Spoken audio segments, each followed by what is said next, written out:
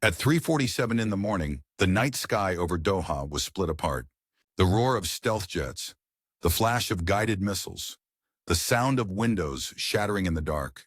For a city at rest, it was a rude awakening. For the world, it was a reminder that sovereignty can be erased in seconds. Israel called it counterterrorism. To those who woke to smoke and broken glass, it was something else. An attack without warning, an assault on dignity. But why should an explosion in Qatar matter to a miner in Burkina Faso, to a grandmother in Johannesburg, to a student in Lagos?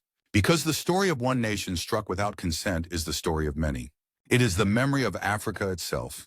Towns shelled, families scattered, sovereignty treated as optional. And in that moment, one young leader chose not to remain silent.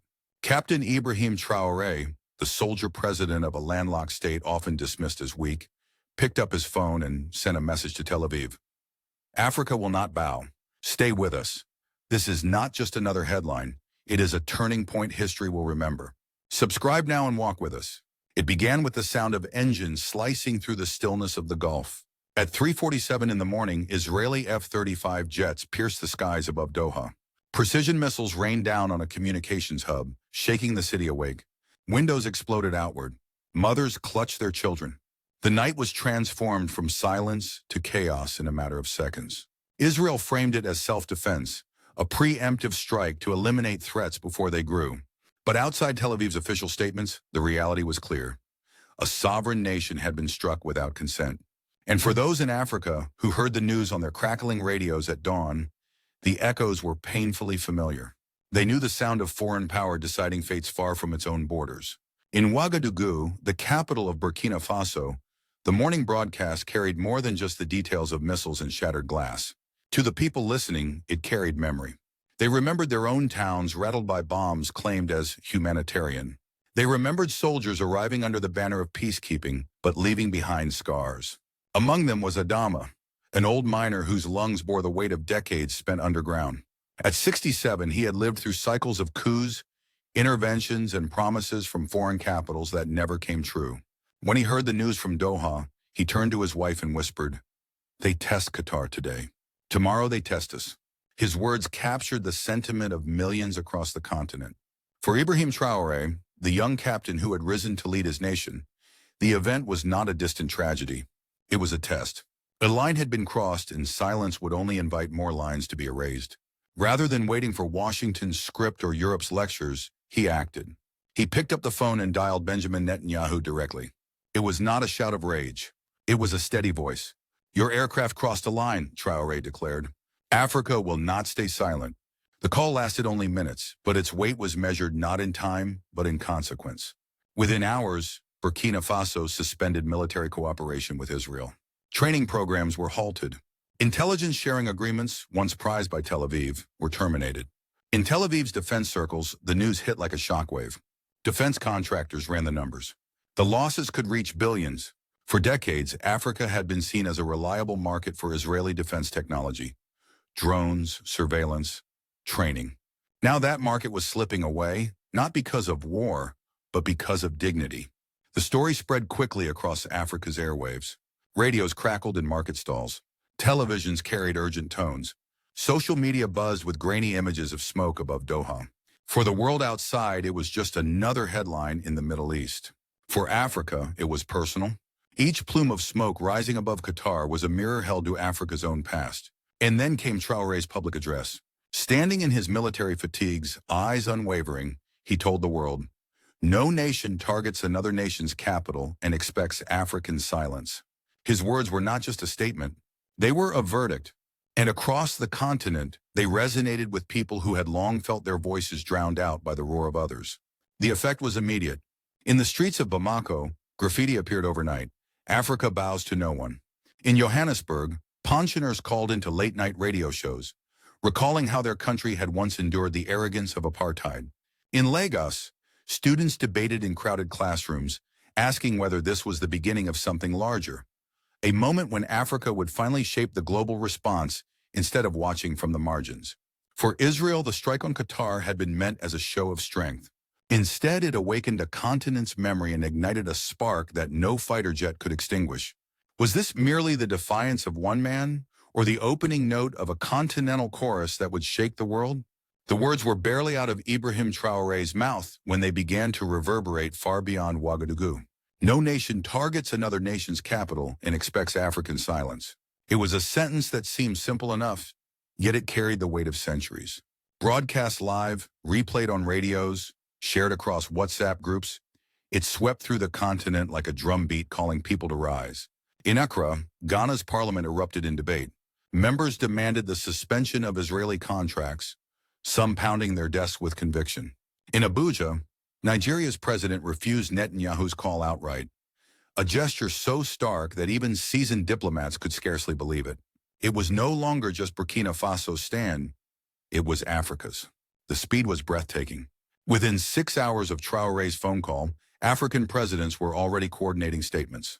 Within 12, Netanyahu's office was scrambling to reach the African Union. Within 24, defense contractors in Tel Aviv were calculating potential losses not in millions, but in billions. Yet it was not only governments moving. In the dusty markets of Bamako, young men spray-painted walls with slogans, "Africa bows to no one." In Johannesburg, pensioners phoned into late-night shows, recalling the years when apartheid survived only because the world had remained silent. In Nairobi, women's groups marched with banners declaring sovereignty sacred. For the first time in decades, Africa was not whispering its dissent, it was roaring. Israel, accustomed to muted responses from smaller states, miscalculated. It assumed Burkina Faso's defiance would be an isolated outburst. Instead, it triggered a cascade. South Africa suspended relations. Algeria closed its airspace. Morocco terminated agricultural deals. Nigeria cut defense contracts. What was meant to be a show of power had become a revelation of vulnerability. Tel Aviv's diplomats scrambled. Ambassadors pleaded for urgent meetings. Offers of aid packages and new partnerships were hastily drafted. But the tone had shifted. Africa was no longer bargaining from weakness. It was setting terms from strength. Netanyahu himself faced an unfamiliar predicament. For decades, he had relied on swift backing from Washington and predictable acquiescence from Africa. Now Washington's support looked more like damage control, while Africa's defiance looked like leadership. Analysts in Israeli media began admitting on air, "We underestimated them. We never thought Africa would matter this much." The symbolism was everywhere. In Dar es Salaam, children painted Traoré's face on school walls. In Cairo, students compared him to JFK and Martin Luther King Jr. In Bamako, market women called him a new Sankara reborn. The narrative was shifting. This was not only about one man or one nation, but about a continent reclaiming its dignity. And then came the moment that transformed defiance into a diplomatic earthquake. The African Union convened an emergency summit in Addis Ababa. 54 nations gathered under the golden map of Africa. Normally, such meetings dragged on for months, resolutions diluted by bureaucracy. This time it took hours. Unanimously, the African Union sanctioned Israel, suspending diplomatic privileges, canceling contracts, and demanding accountability before the United Nations.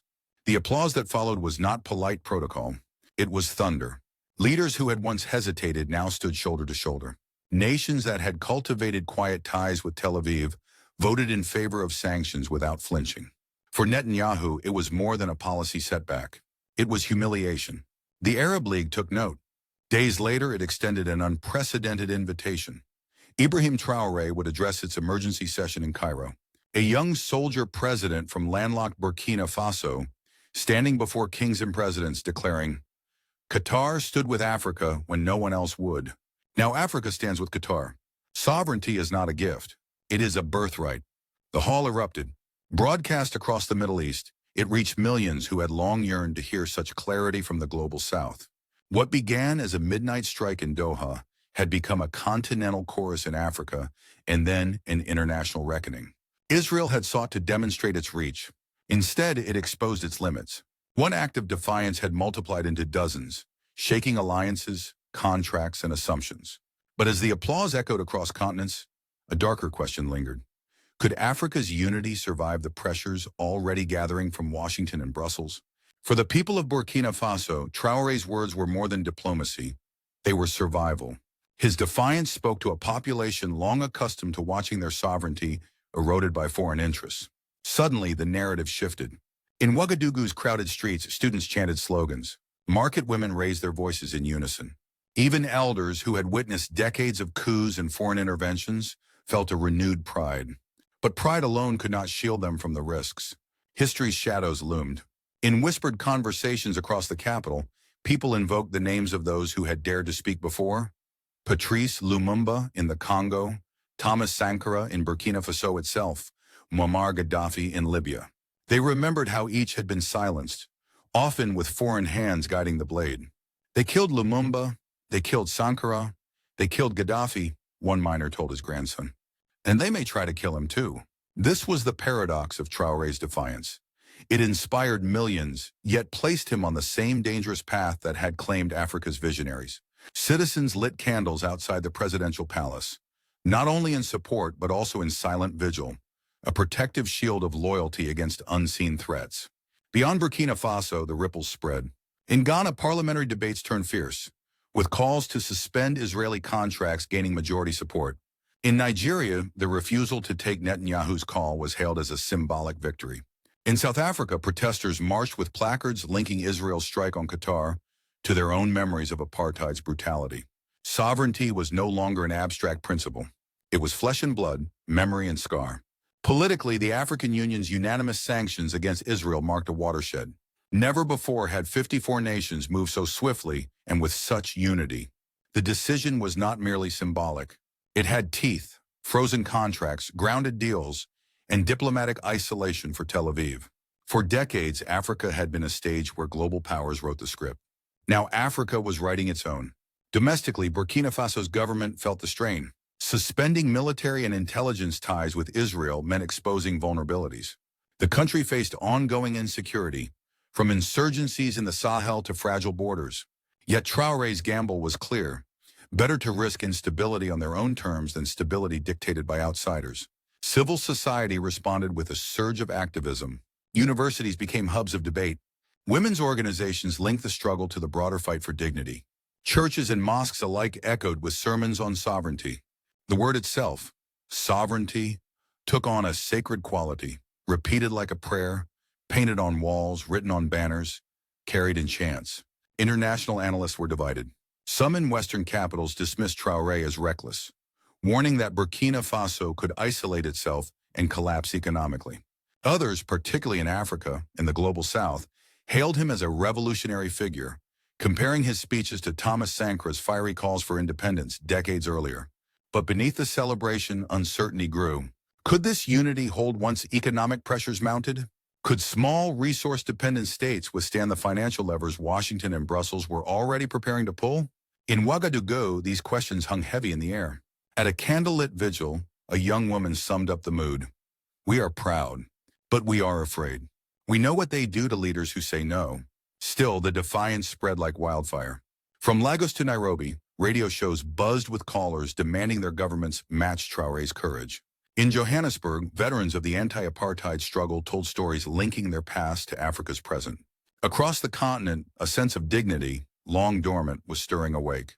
This awakening, however, was not without cost. Israeli diplomats warned of canceled trade. Western embassies hinted at aid being withheld. Investors began to retreat, nervous of the continent's new assertiveness. For ordinary Africans, the challenge was clear. Sovereignty was precious, but it came with a price. And yet the gamble had already been made. Traoré's Burkina Faso stood at the center of a continental storm, carrying both the hopes and the fears of millions. It was in this moment that many began to whisper a new phrase. The Ibrahim Traoré coup was not just a domestic reshuffling of power, but a continental turning point. Would Africa's defiance remain a spark of pride, or would it be extinguished under the weight of global pressure and internal betrayal? In Washington, the shock was palpable. What had begun as a midnight raid in Doha had turned into a diplomatic earthquake centered not in the Gulf but in Africa. The United States convened emergency sessions, not to lead but to contain. Officials spoke of regional stability while quietly acknowledging that Africa's unity had caught them unprepared. In the corridors of power, the real fear was not Qatar, but precedent. If Africa could stand united, others might follow. American diplomats worked the phones, urging moderation. They warned African leaders that their condemnation of Israel risked destabilizing global security. Yet irony was not lost on those listening. Who had destabilized the Middle East with wars in Iraq? Who had funded coups across Africa during the Cold War? Washington's words carried little moral weight in a continent with long memories. Europe, too, stumbled. Paris, long accustomed to pulling levers in Francophone capitals, found its calls ignored. Brussels tried to mediate, urging balance. But how does one balance between a nation armed with stealth jets and a continent armed only with dignity? London, once an imperial master, could only watch from the sidelines. In the Middle East, the symbolism was profound. The Arab League's invitation for Traore to speak was more than protocol. It was recognition that Africa, often treated as a follower, was now a leader. Broadcast live from Cairo to Casablanca, his words declared that sovereignty was not charity, not conditional aid, but a birthright. Across the Arab world, millions heard in his voice the echo of their own struggles. Further afield in Latin America, leaders praised Africa's defiance, comparing it to their own histories of resisting northern dominance.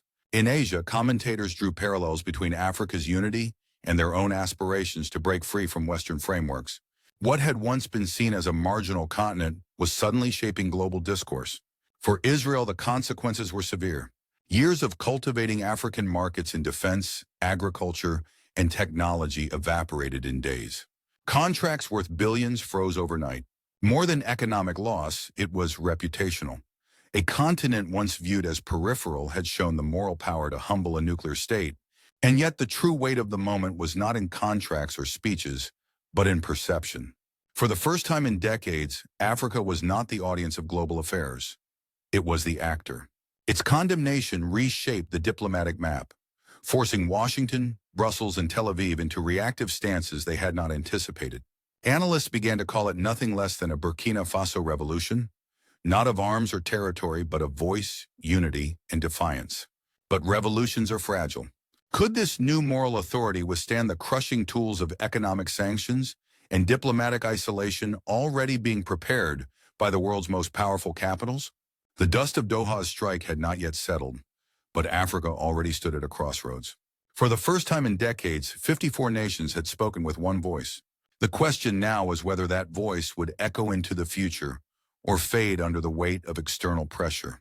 On one path lay unity. If Africa sustained its defiance, it could transform the global order. Collective bargaining power over its minerals, oil, and markets could no longer be ignored.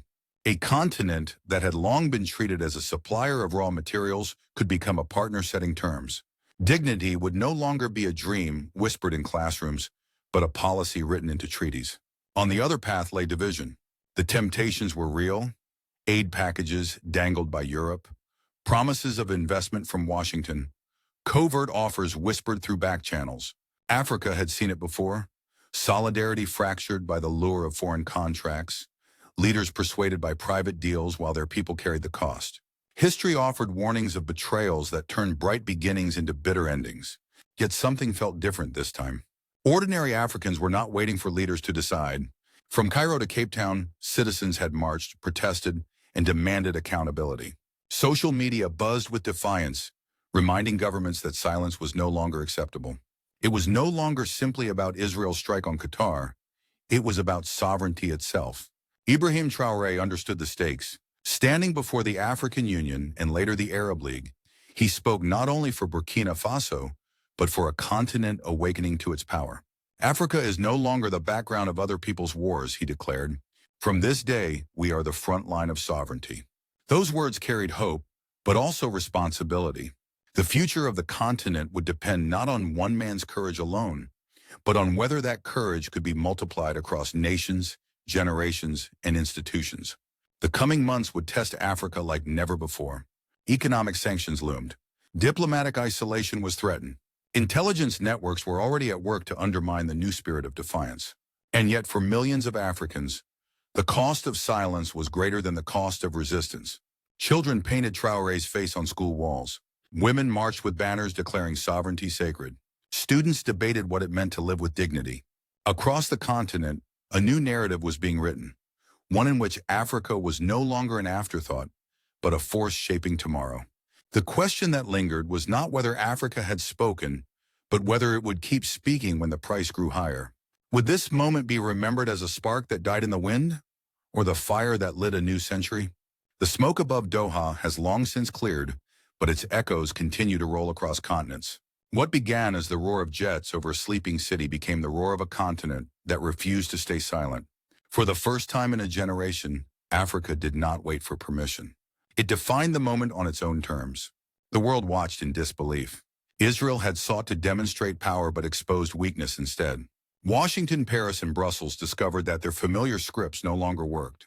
Africa, often treated as a backdrop, was writing its own chapter. One marked not by pity, not by dependency, but by sovereignty. The emotions stirred were layered. There was no anger at yet another act of impunity against a sovereign state. There was teknoi, sorrow for the memories of leaders lost, Lumumba, Sankara, Gaddafi, whose visions had been cut short by violence. Yet above all, there was hope, even pride, that a continent so long divided could speak with one voice and be heard.